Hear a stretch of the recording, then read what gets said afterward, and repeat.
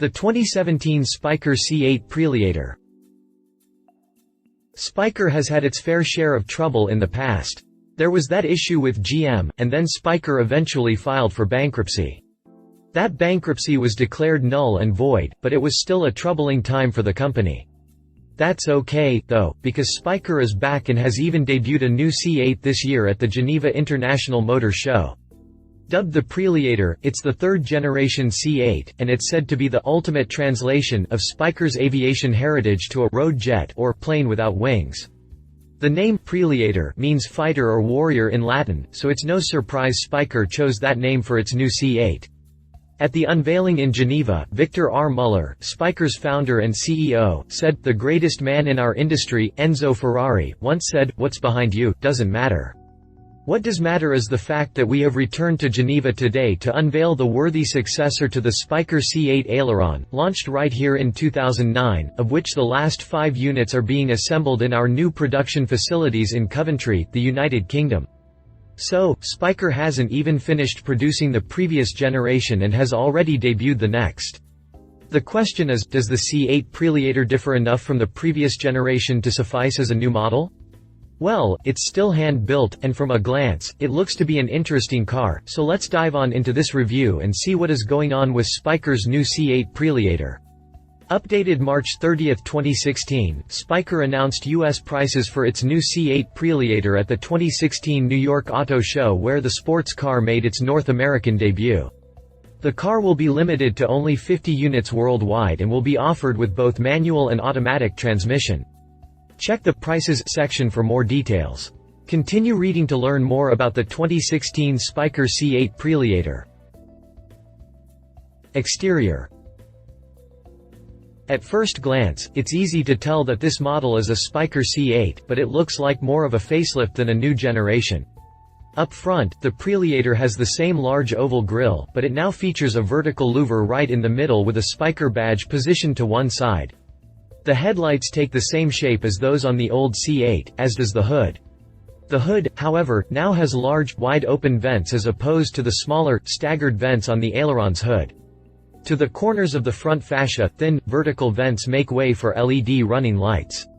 A thin front spoiler is positioned below the front fascia, with upswept wings where the spoiler meets the front wheel arches. To the sides, there is definitely a change in profile between the aileron and the Preliator.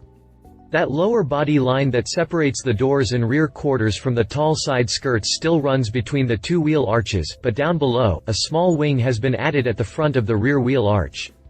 The round vents behind the door have been replaced with more aerodynamic rectangular units that sit vertically. Cutouts in the body make it look like the body fades away into the vent. It's a nice touch, really. The rear quarters are exceptionally dominating on the Preliator. That sweeping body line from the side view mirrors swoops downward on the doors before swooping up and over the rear quarters to help form those muscular rear haunches. The LED tail lamps simulate something similar to the appearance of a jet turbine. To the rear lid is flat, with an LED light strip running the full width of the rear end. The LED tail lamps are created out of stainless steel, and feature bright LED rings around the outside, with LED lighting on the inside to simulate something similar to the appearance of a jet turbine. A large mesh insert surrounds the taillights. Down below, a large rear diffuser provides some functional vents and makes way for dual oval exhaust outlets with a large C8 Preliator badge between them. Even the roof scoop on the Preliator has been replaced with a flatter, more aerodynamic scoop. Altogether, it's not a bad package, but this is what the C8 should have looked like from the beginning. Exterior dimensions. Interior. Inside, you'll find all of the smooth and unique details you would expect in a hand-built machine. The car on display in Geneva features saddle interior with white honeycomb stitching and an ivory leather headlining. At the time of purchase, consumers can choose between 14 standard colors, but Spyker will provide any color requested by its customers as an option. The dash has been redesigned compared to the aileron. There are still 2 round gauges ahead of the steering wheel, but the display screen in the middle is now gone. There are several small, circular lights between the 2 gauges. The forward section of the dash is done in what looks like smooth stainless steel. The Preliator comes with a heads-up display that also functions as a navigation system. The center console looks quite similar to that of the Aileron, with 4 circular gauges on top, a number of switches below them, 2 HVAC vents, and 3 more circular gauges, clearly simulating that of an airplane cockpit. And, let's not forget about that weird joystick-like shifter that runs from the front of the center console to the rear of the vehicle. The Preliator comes with a heads-up display that also functions as a navigation system. Since the demand for a sound system has increased, every Preliator comes with a high-end sound system with digital radio, Bluetooth interface, and Apple iPhone connectivity. Drivetrain. The C8 Preliator is powered by Audi's 4.2-liter V8, but it's been supercharged and now delivers 517 horsepower and 443 pound-feet of torque. The engine is mated to a Getrag, 6-speed manual transmission with gear ratios that are matched to the engine. A ZF 6-speed automatic with paddle shifters is an option, and like the Getrag, it has Spyker's trademark exposed gear change mechanism. All told, the C8 Preliator can hit the 62 mph sprint in 3.7 seconds and has a top speed of 201 mph. Not too bad, if I say so myself. All told, the C8 Preliator can hit the 62 mph sprint in 3.7 seconds and has a top speed of 201 mph. The C8 Preliator is equipped with independent double wishbone suspension from Lotus in the front and rear. The system includes front and rear stabilizer bars, monotube dampers, coilover steel springs, and anti-dive, anti-squat setup for improved handling and agility. When possible, the suspension was made with forged aluminum to help fight unsprung weight. The 19-inch turbofan wheels are wrapped in 235 35th series tires in the front and 295 25th series tires in the rear. Needless to say, Spyker went out of its way to make sure the C8 Preliator stays on the ground despite its aviation-based design cues. Drivetrain specifications.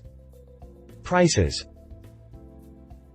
U.S. prices for the C8 Preliator will start from $354,990 with the manual gearbox and from $362,990 with the automatic transmission.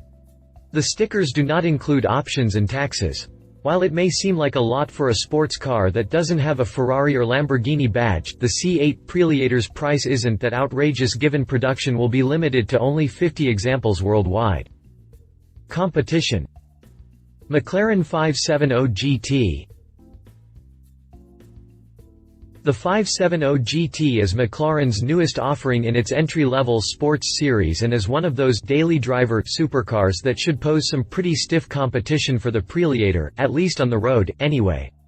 The McLaren 570 GT starts out below $200,000, so it will probably beat the Preliator right off the bat as far as pricing goes, but the reason I chose it as a competitor is because of its specifications. The 570 GT is powered by McLaren's 3.8-liter engine, and produces 562 horsepower and 443 pound-feet of torque. Power is routed through a 7-speed SSG transmission and enables the 570G to hit a 60 mph sprint in 3.4 seconds with an estimated top speed of 204 mph. So, if you're an aviation guy, the Preliator is probably right up your alley, but if all you want is a 500 horsepower supercar that won't set you back $500,000, you might want to consider the 570 GT. Read the full review here. Ferrari California T. The California T is basically considered the Ferrari you buy if you simply want a Ferrari on a budget.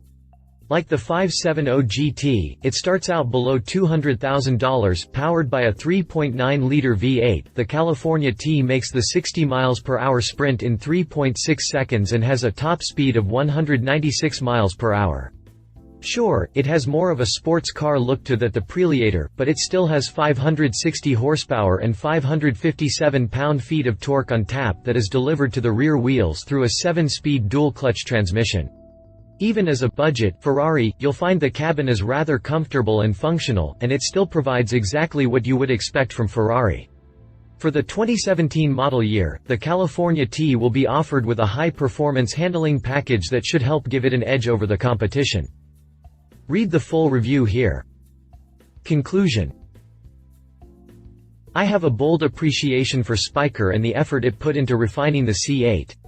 I still think the Preliator should be considered as more of a facelift than a new generation, but we're not exactly talking about a Ford Focus or a Mercedes S-Class either. We're talking about a hand-built car that oddly enough shares a heritage with aviation. Personally, I'm not a fan of the whole airplane feel inside the car, but I think it is pretty cool to look at. Those who have a passion for flying can surely appreciate the effort that Spyker went to keep the car more plane-like and less futuristic. I'm kind of curious why Spyker didn't go with an all-electric drivetrain or at least a hybrid drivetrain. Throw a couple of electric motors and a battery back in there, and this baby could easily pump out 700 horsepower. Maybe Spyker is just hanging onto that idea for the future, you never know, maybe the brand will produce a car with wings someday. Love it refined design, sporty rear end, hand-built. Leave it still too similar to the Aileron, apparent long wait times if you want one. If you liked this video, please share your thoughts in the comments below and don't forget to hit the subscribe button.